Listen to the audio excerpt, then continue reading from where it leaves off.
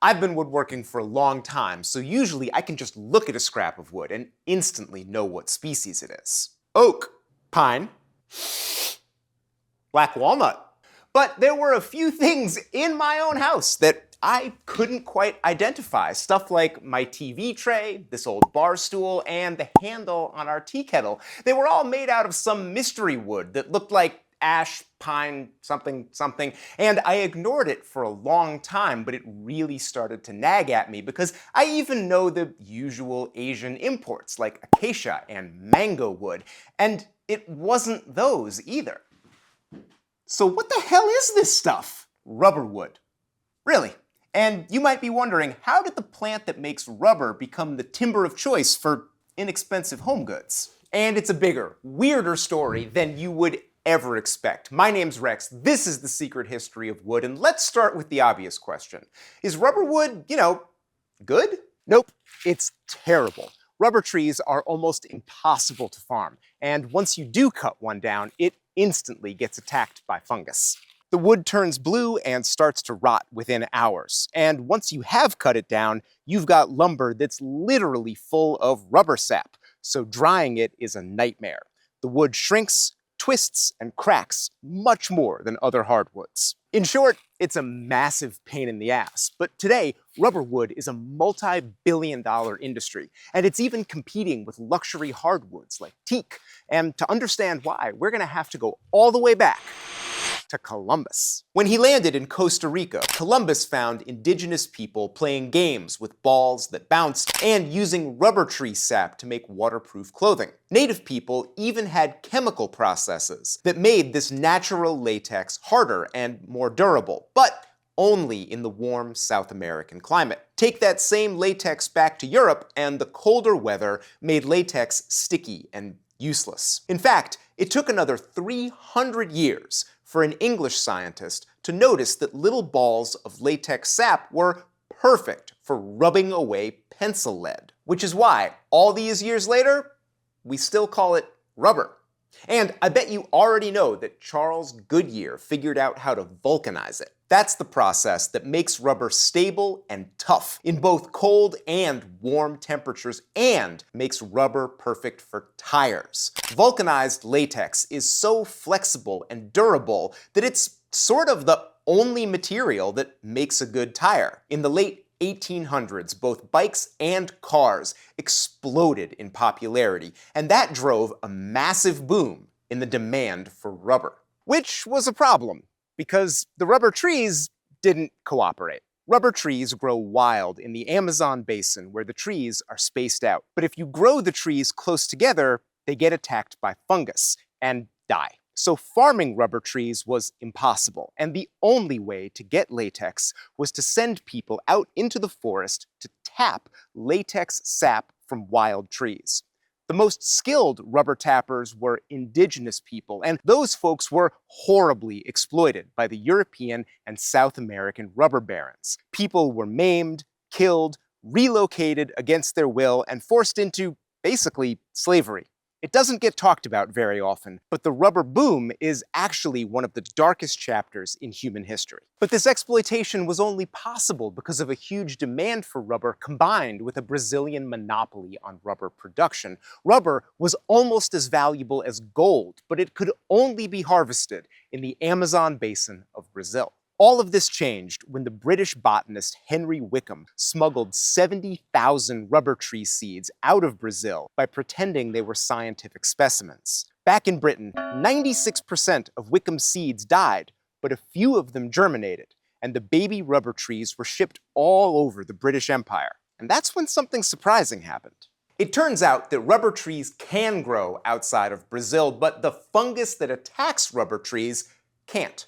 So if you can just grow rubber trees outside of the Amazon basin, you can grow as many as you want. And all of a sudden, it was possible to grow rubber trees in huge single crop plantations. Efficiency skyrocketed, costs dropped, and the inefficient Brazilian system of tapping wild trees, well, that pretty much collapsed overnight as rubber production shifted to places like Indonesia and Malaysia. But every solution creates a new problem. Rubber trees only produce sap for about 30 years. And then you've got a huge tree that's taking up a bunch of space and not making you any money.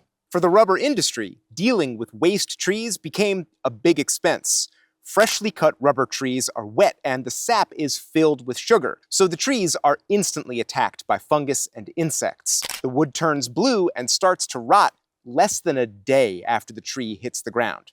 For decades, mature rubber trees weren't good for anything. Some of them were turned into charcoal, but most of them were just burned on site. But this is where a bunch of things came together to transform the use of the rubber tree.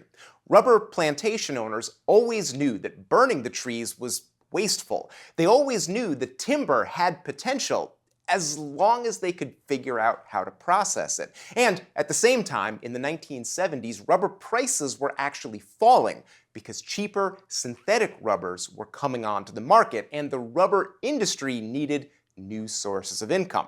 And on top of all of that, local governments were under increasing pressure to protect natural forests and endangered trees like teak and mahogany. So all of a sudden, there were a lot of reasons to develop the timber of the rubber tree. The Malaysian government put money behind research and came up with a multi-step rubber tree process. First, freshly cut trees are immediately treated with antifungal chemicals, sometimes before they even get to the sawmill. Next, the trees get a second chemical treatment with boron to protect against insect damage. Now, this chemically treated wood was still highly unstable, so the industry pioneered special drying techniques with lower temperatures and better humidity control. And finally, they had to keep the wood looking pale and attractive, so rubber wood is often steamed before it goes into the kiln to preserve color. And all of that sounds complicated and expensive, and you might be wondering how there was any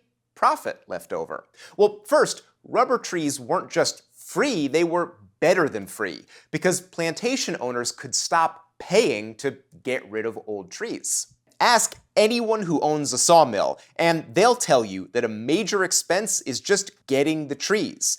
Getting big logs out of dense jungles is expensive. Rubber wood is grown on a plantation, with plenty of space around each tree and easy access through existing roads. And here's the last piece of the puzzle. The 1970s saw a revolution in global furniture demand. For most of history, luxurious furniture was dark. Walnut, mahogany, ebony, and rosewood were all symbols of wealth and good taste. But all that changed in the 70s when Danish and Japanese modernism created demand for clean-looking furniture crafted out of pale woods. Middle-class people wanted to get in on these trends, and they needed affordable furniture, usually manufactured in Asia to keep costs down. And right at the moment when Asian furniture manufacturers needed a steady supply of consistent, light-colored material, here comes modern rubber wood. And that's how so many of our common household items ended up made out of rubber wood. And it also explains why it took me so long to notice. Rubber wood looks a lot like other common pale hardwoods, like ash, because it's supposed to. Rubber wood is specifically processed to compete with European hardwoods like beech. And it's also kind of eco-friendly because every time a mature rubber tree is cut down, it's immediately replaced with a new one. So in a way, rubber wood is sustainable. And that's all very nice, but I want to know, what's rubber wood like to work with? Unfortunately, getting rubber wood timber delivered to the shop ended up being pretty difficult, but I do know one place where I can get some. Honestly, everything about working with this stuff was a surprise. As I got that finish off, the wood underneath was shockingly pale, almost pure white, and it was much harder than I was expecting. Rubber wood is cheap, so I thought it was going to be more like pine or maybe poplar. Hard enough to make stuff out of, but easy to work. But I was totally wrong. Rubber wood is surprisingly tough. In fact, it's a lot like beech, which was another surprise because beech is pretty expensive in Ohio. Rubber wood has an even grain that makes it predictable for sawing and chiseling. It's a little bit chippy, but it's generally easy to get clean lines and crisp details. I was expecting this would be spongy garbage, but rubber wood is actually a pleasure to work with. So I started with this, and I ended up with this. And I gotta be honest, I'm pretty delighted with the whole thing. I mean, not just the project, but also rubber wood itself. This is an amazing story. This went from being a wild tree in the Amazon basin to being a source of rubber sap to being an actual competitive furniture wood. And the whole story is like an unbelievable testament to human ingenuity. I still sort of can't believe it. And you might be interested in learning more about this little dovetail box. It's got a lapped dovetail, a grooved-in bottom, and a bunch of specialty details. And there is going to be a complete build video, but only for patrons. We don't read ads or do sponsorships on this channel, so Patreon is our biggest source of financial support, and we like to repay our patrons with a lot of exclusive content. They're going to get a complete build video on this, and you can get in on that too. Go to patreon.com/Rex Krueger and sign up to be one of the people who makes these videos possible. And if you're looking at this and thinking, you know, I'd really like to get started in woodworking, we'd like to help you with that. And we have a ton of plans to help you on your woodworking journey. Of course, we have plans for furniture, but more important, we have plans to get you started woodworking. We've got workbenches, saw benches, a great approachable tool chest that I just finished, and tons of plans for making your own tools. A lot of people don't know that woodworkers made their own tools for centuries, and it's still an amazing way to save money and build your skills. You can check out all the plans we have, and they are all 50% off right now just through the holidays. We only do a plan sale once a year, so this is your only opportunity to save on as many plans as you want. Go to rexkrueger.com and check that out. And this is the second episode of The Secret History of Wood. If you'd like to see the next episode, don't forget to hit that subscribe button. We can't wait to bring you another one. Thanks so much for watching.